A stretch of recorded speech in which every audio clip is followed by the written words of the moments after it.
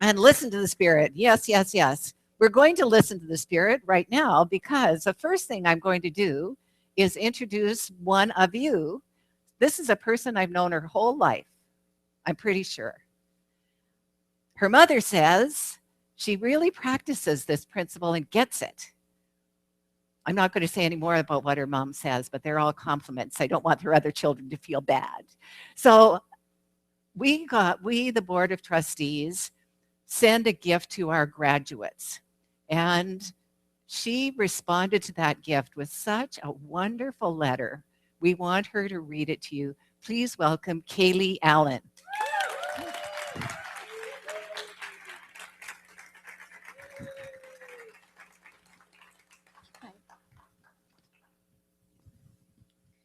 Hi. So, Dr. Heather and the Board of Trustees, I would like to take the time to share with you my gratitude. First, I would like to thank you for the generous graduation gift. It will serve me in my financial quest to continue my educational career. As you might not know, I will be continuing my education at Saddleback College, where I will be studying business as well as furthering my education in creative writing. I appreciate all of the support the center has given me throughout my life, along with everything the center has taught me. Being a vessel for my creative abilities and supporting my love for the arts, I believe that the center has been the keystone of my progression throughout my high school experience as an art student.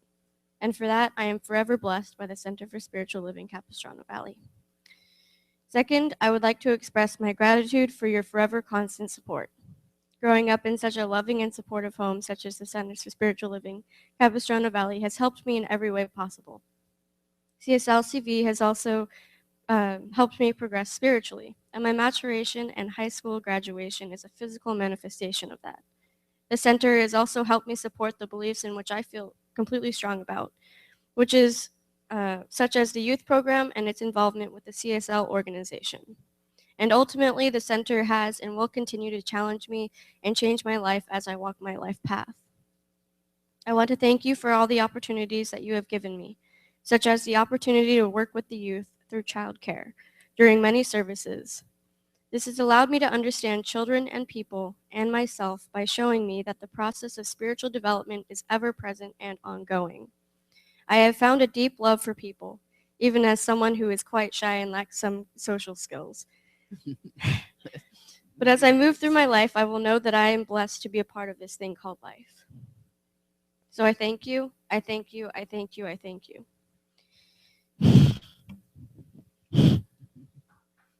Wait.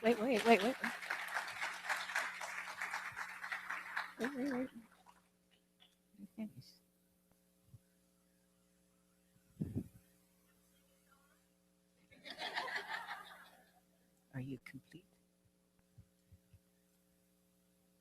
There's one more sentence.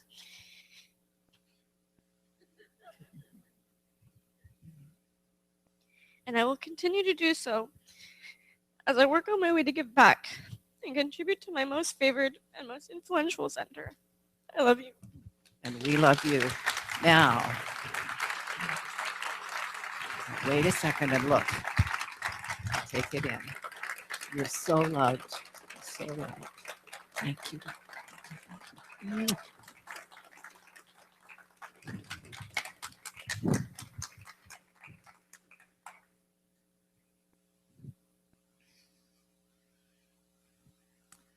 Love is beautiful to behold. Thank you so much, Kaylee. Thank you, Karen, for your wonderful daughters and the gifts that we continue to receive.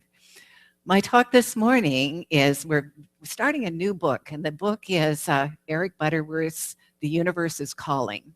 Eric Butterworth was a unity minister in New York City, and at his heyday, he was right across the street from Raymond Charles Barker, and I've already done a month on Raymond Charles Barker. It was these two giants, one religious science, one unity, that were drawing massive crowds, 5,000, 6,000, 10,000 people coming to hear their messages. Both of them had radio programs that were phenomenal. And so the first title, so The Universe is Calling, is about prayer. It's about coming home, just everything that's been sung so far this morning, coming aware to the presence of God in you. And if I could have my first slide up, please. I have. Okay, oops. Okay. Okay. I'm good. I'm good. Okay, so the title I'm talking about this morning is called The Miracle Trap. The Miracle Trap, and it's really about avoiding the miracle trap. When I first came into metaphysics, and some of you probably have experienced this, there was a little gold button that we could get that said, expect a miracle. We were passing them out to everyone. And Eric Butterworth says, it's a trap. It's a trap to expect a miracle, and I'll explain that. But I chose this picture of the monkey trap. You know how you trap a monkey? You put something, put a small hole in a coconut and put something larger than that hole in, like a banana or something. The monkey will stick its hand in. It won't let go. It will not let go of that perceived good. And that's what keeps him stuck. If he'd let go, he could get out of the trap. Isn't that a good metaphor for us, how we get stuck, how we get trapped in our own thinking and our old habits and our old ways of being? We think there's only one way to do it, and we can't let go of the good, even though there is better things for us. So we're hanging on. And why is a miracle a trap? Here's the thing. I know some of you were here too, but I remember certainly in the old days, I would go out and sow my wild oats and then pray for a crop failure. Right? You did it too. I know you did. I know we're one. So we go out, do things, think things, are things that would rather not own. So we'd pray that it wouldn't come about. We'd pray for a crop failure, that in other words, this wildness that I'm sowing isn't who I really am. And many of us were lucky, and we don't believe in luck. So there must have been more consciousness on the side of well-being and good than on the side of negative or bad or whatever.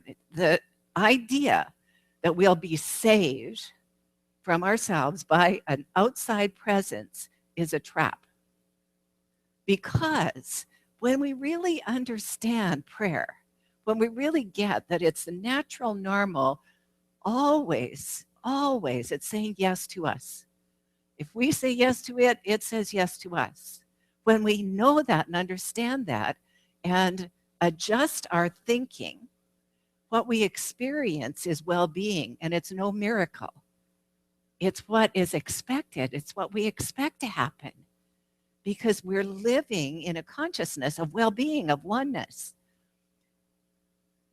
Yesterday, we were so blessed to have Don Miguel Ruiz and Don Miguel Ruiz Jr. here, and this place was full, and 90% of the people had never been here before. And every word that they spoke is in alignment with the spiritual principles that we teach here. There was no wrong word spoken.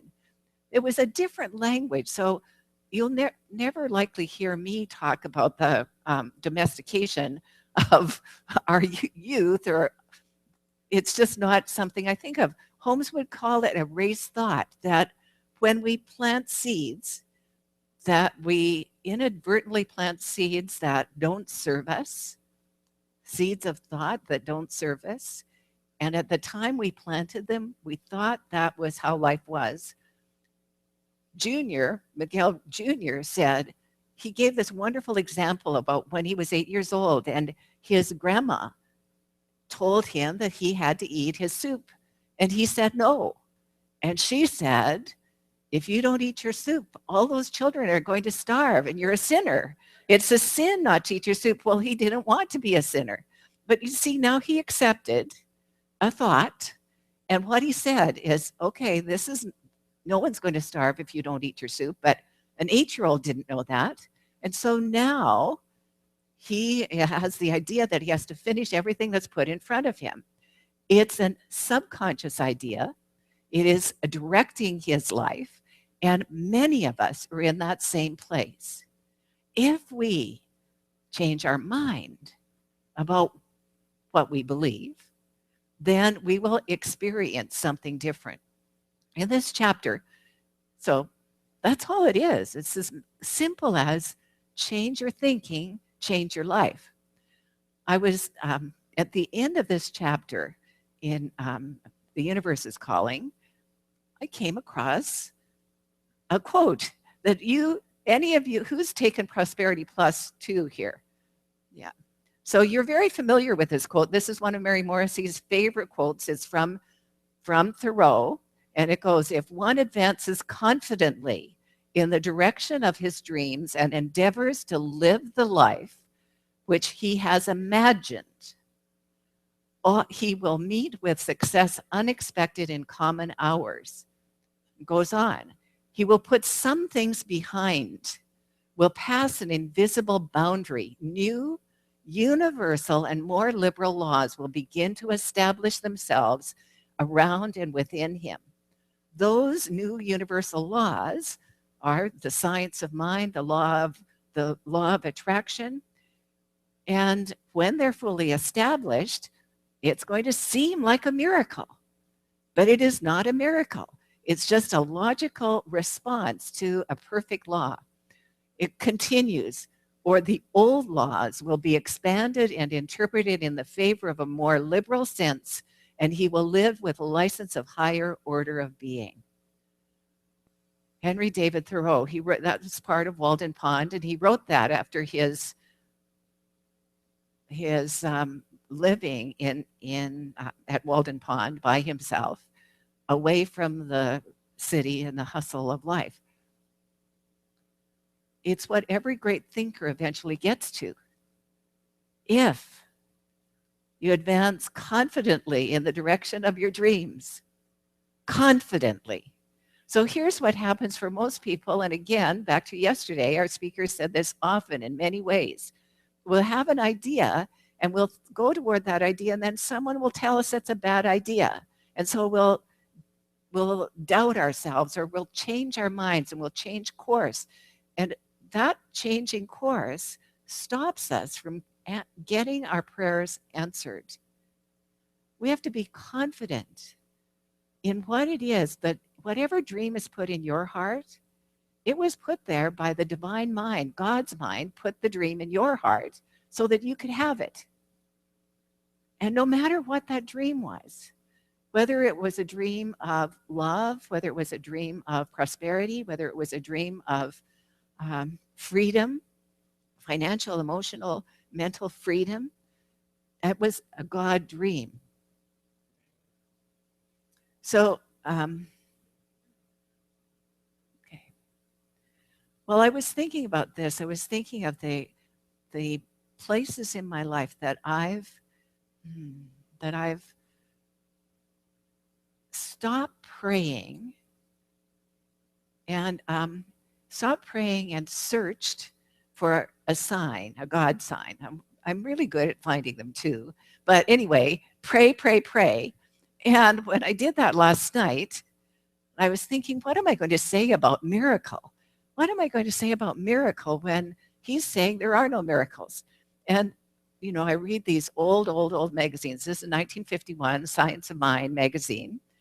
And the article written by Ernest Holmes is The Miracle of Everyday Living. The miracle of everyday living. And what he says in the article, it's a great piece. What he says in the article is what we consider miraculous these days, and of course this is 1951, we wouldn't consider it so miraculous now, but you can just think, well, what do we consider miraculous now? And he said, but the greatest miracle of all is life itself and the nature of life, that life responds to us, that this thing itself is infinite intelligence, and it's always saying yes to whatever we affirm. It's always saying, yes, my beloved, yes, my darling, yes, yes, yes, is what it says. He says, Ernest reminds us that that wasn't something he discovered or that any of the New Thought movement. That was something that Jesus attempted to teach to his disciples, to the people of his day. He said, these things and greater you will do. He said, it is done unto you as you believe. And he said, if you pray aright, in other words, there are only a few things you can't pray for and get them. And one is harming another or yourself. It cannot have any harm in it and be an effective prayer. But if it is, if it's for the good of you and the good of the world, then so be it. It will be if you advance it confidently in the direction of your dreams. How many of you were here at Easter? Hands up. I want to see. Okay. All right. Well, Easter service, Wade sang this wonderful song, Everything is Holy Now. And it's a song that I first heard by Jack Fowler, and he actually came and sang for us in our center in San Juan. He's a musician from somewhere in the South. We heard him at Asilomar. But it wasn't written by him. It's written by Peter Mayer. I don't know if it's a relative or John's or not. I'm just saying it's the same spelling. Anyway, Peter wrote, Everything is Holy Now. One of those verses I think is really important for us to think about. He says, when I was in Sunday school, we would learn about the time Moses split the sea in two, Jesus made the water wine. And I remember feeling sad that miracles don't happen still, but now I can't keep track because everything's a miracle. It goes on to say, wine from water is not so small, but an even better magic trick is that anything is here at all. So the challenging thing becomes not to look for miracles, but finding where there isn't one. So here's the thing, God, everywhere present. Do you get how big that is? What a big idea it is, right? You're sitting in God's chair. Right where you are, God is. The feet you're looking at are God's feet. The voice you hear is God's voice when you're speaking. When you look in the mirror, what you're seeing is that one life, that infinite life of God. Eric Butterworth and Ernest Holmes both they look at the parables, the stories of Jesus, the making water into wine, and they say, if it can be done by one person, it can be done by all of us, if you but think rightly. Meaning, if your thought is in alignment with spiritual truth, if it's in alignment with good, you're not thinking amiss, you're thinking rightly. So from that point of view, one of the poets said, everything is ablaze with God's glory. And that we look out at the beauty in Southern California, everything is ablaze with God's beauty. And inside, everyone is ablaze with God's beauty, with God's glory. So, Ernest liked to say, there's a power for good in the universe, and you can use it. Well, there's another song, I didn't write it, but there's another song called Our Thoughts Are Prayers. You are using that power. Whether you know it or not, you're using it. Every time you think anything with passion, with conviction, with determination, whether it's a positive thought or whether it's a negative thought, you're planting a seed into that divine mind. And all seeds planted and then fertilized with love are going to come up as the thing itself, the thing that you are expecting. So, this is a quote from this article. This is from Ernest. There is no thought your mind cannot, no thought in your mind that you cannot change if you want to. There's no thought in your mind that you cannot change if you want to. So if you're thinking that after that wonderful discussion yesterday, that you feel stuck in something, there is no thought in your mind that you cannot change if you want to. And back of it all, Is your deep conviction that this thing called life, notice the caps, Ernest always did that when he wanted to tell you he's talking about God. This thing called life wills only what is good. The rest of the quote. There is a power greater than you are that can be used for any good purpose. You cannot fail because it cannot fail. You cannot fail because it cannot fail. What good news that is. What good news that is. So, in other words, you don't need a miracle because there are miracles every moment. Your life itself is a miracle.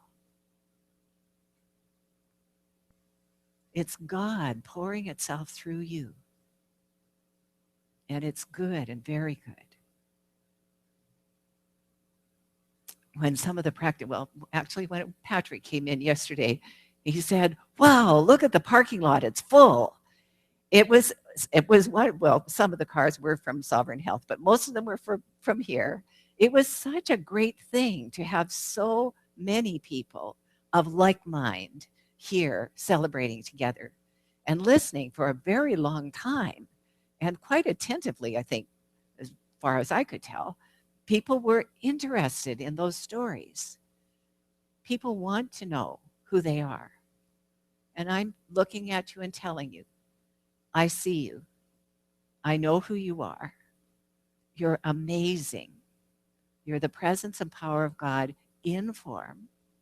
And whatever it is that is in your heart, I declare right now is yours. And I know that there's nothing too big for that one mind, that one life that is God's. Let's just drink that in for a moment. And Diane's going to help us anchor it in prayer. I can go to the next so you can get ready. The miracle, by the way, is better than having a negative expectation. So, filling yourself with the awareness that all is well. I speak this word for each one here, starting first and foremost with myself in the first person.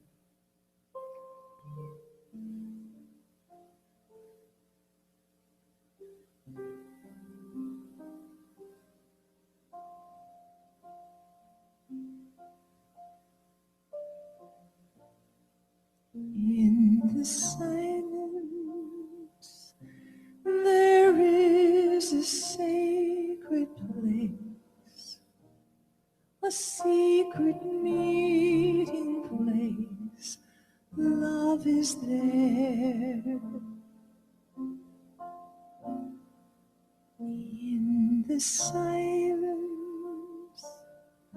where every color blends and every rainbow ends, good is there.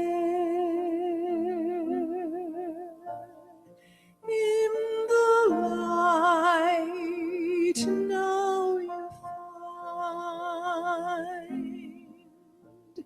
that you know peace of mind. In the silence, your path is paved in gold, and all your dreams unfold. Love is here, peace is here, truth is here,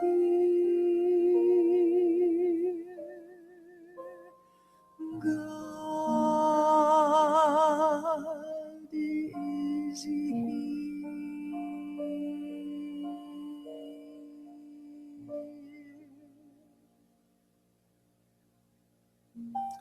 Aware of that presence that God is right here in this room, right here in my heart of hearts. right here in that one mind, in that one life. I speak my word for each one here. And I speak this word for love, for wholeness, for prosperity, for joy, for connection and community. I speak this word knowing that divine mind knows exactly how to make this so, knows exactly how to bring together the right people, the right circumstances, the right ideas for the highest and best good, for the greatest unfoldment of prosperity, of love, of connection. I know that every dream is a dream of God. It's a good dream, and I know that is naturally, normally, easily coming into completion and fruition. It is that miracle that we see every day, the miracle of life itself. It is not a trap. It is the truth. I give great thanks that this is so, and with my heart filled with gratitude, I simply release this word to the action of law. It is complete, and please join me in saying, and so it is.